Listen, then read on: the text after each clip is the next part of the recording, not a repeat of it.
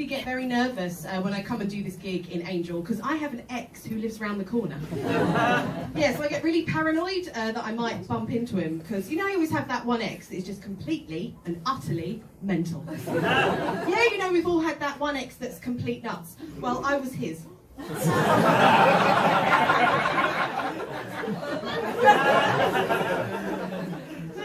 Yeah. And it wasn't actually an ex-boyfriend, it was an ex-husband. Yes, because I am divorced. Yeah, and actually it is good, because before then, did not have enough material to be a full-time comedian.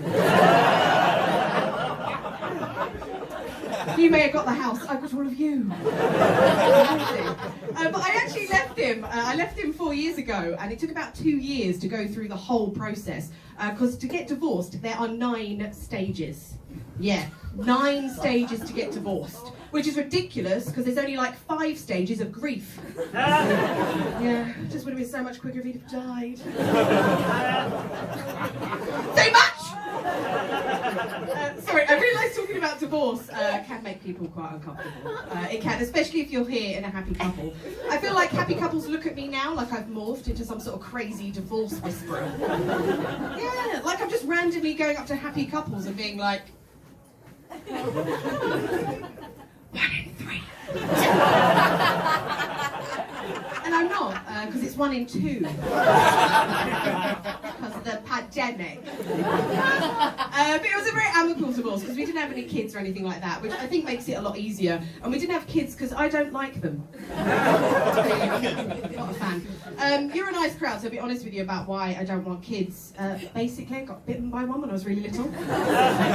Just terrified me. It's a real thing. But the worst thing about going through a breakup is people love to give you advice. So the advice I got all the time was, Sarah, there's nothing lonelier than being with the wrong guy. Have you heard that one? There's nothing lonelier than being with the wrong guy. And you know what there is? Being alone.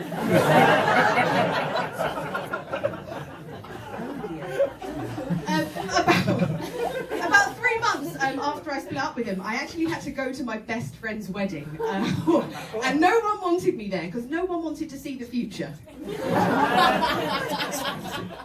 So what she did is at the reception, she sat me at the back of the room. So she sat me in the back of the room on a table full of happy couples and me. And I was very drunk.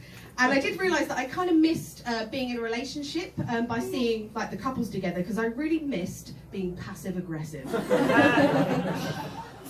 Yeah, because at one point, one of the women turned to her husband and went, so? Looks like my wine glass is just going to flop itself! Wow, okay. And because of that comment, all the guys panicked and they went to the bar to get drinks for the ladies. And whilst they were gone, one by one, the women started slating their husbands. Brilliant! So the first one was like, mine doesn't listen. Yeah, I'm telling you, he's going to come back with the wrong drink. He doesn't listen to any word I say. The second one was like, mine, cleaning. You could ask him where the Hoover is, he wouldn't be able to tell you. And the third one was like, mine, it's those video games. I could burst in the room, naked, all he cares about are his video games. And then they looked at me, and I went, oh, no, I'm actually single. And they went, oh my God, that's awful. You're single? Ugh, that's terrible. God, you're so brave. Look at you here, all on your own. You're so brave. But don't you worry, he's out there. Yeah, he's out there, don't you worry, he's out there looking for you. Don't you worry, he's out there, he's looking for you! And I was like, yeah, do you know what? He was out there, he was looking for me, and he never listened, never cleaned, always played video games, so I fucking left him! To the happy couple. So after like about 6 months of being single, I realised that I wanted to like try the whole dating thing again, but I was really nervous because I was actually with my ex for 12 years and we were married for 4 of those, so I didn't really know how to date. So my best mate was like, look, hun, why don't you just go old school and go speed dating? I was like, I haven't been on 1 date in 12 years. I don't think I should go on 20 in 1 night. I mean, for me, I kind of figured that would be like being a virgin at a gangbang. Fucking amazing.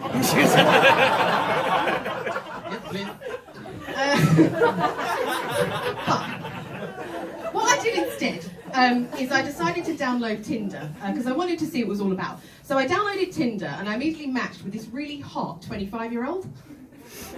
Nice. No need to applaud, it's fine. And I was well chuffed. I matched. Sorry, that probably is more relevant if I do tell you how old I am. So basically, I recently turned 30. And by recently, I mean about 4 or 5 years ago. So I was well chuffed. I matched with this guy, and we went on a few dates. And then on the 3rd date, I invited him back to mine so I could cook him dinner. Now. I hadn't had a meal for a long time. I was very, very hungry. So we're sitting on my sofa and we're having a few beers, and I was trying to be a bit like, you know, flirty. I was trying to be all flirty. And I said to him, do you know what? You're super hot. Like, how are you still single? And he was very honest. And he said, well, basically I'm in love with this girl at work. But I'm not really sure how to tell her. What do you think I should do? 'Tis quite the conundrum, isn't it? And I thought, hang on a minute, you're in my house, drinking my drinks. You know, I thought you were here to have the sex with me. And you've just told me you're in love with another woman. And I thought, you know what? I should just throw him out. Yeah, this is disgusting. I deserve more than this. I should just throw him out. And then I thought, well, he's already here. Had been a very long time for me. And I just kind of felt like I deserved it. Yeah. Now, I don't know if it was his youth or what, but he kind of missed a few steps. Yeah, basically, he kissed me and then immediately went down on me. Which I thought, mate, we met on Tinder, not just eat.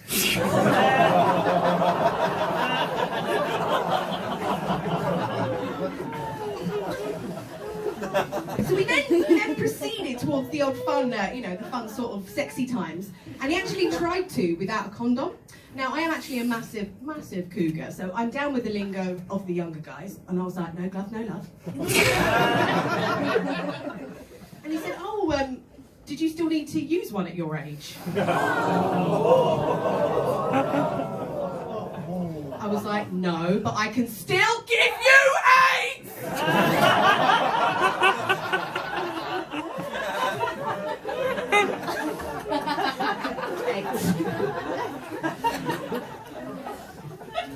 So it didn't quite work out with him. And it actually has since transpired that I seem to be mainly attracted to really toxic men. Which is awful, because the sex is sensational.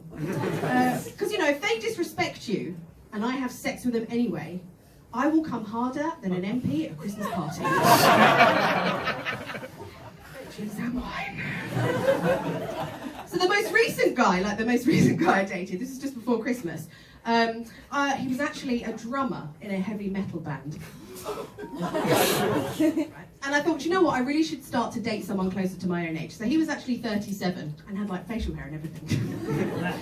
And we went on a few dates, and then he came back to mine, and as I was coming out of the bathroom, he was cutting up lines of coke on my kitchen surface with his national insurance card.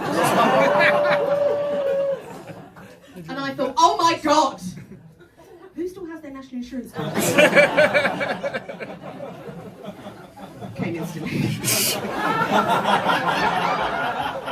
why I left. So how's your pandemic going?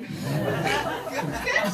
Yeah, good. I have to admit, during lockdown 3, I got blackmailed. Yeah, I got blackmailed. I woke up one morning, I got an email from this guy that said, I have a video of you masturbating to porn. Yeah, and if you don't send me £2,000, I'm going to forward this to your contacts list full of your family and friends.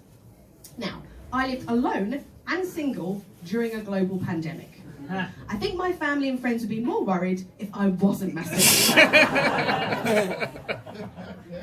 So I replied, send it. Send it. Because you know what, mate? There's only so much banana bread I can fucking bake! Guys, this has been a pleasure. Thank you so much.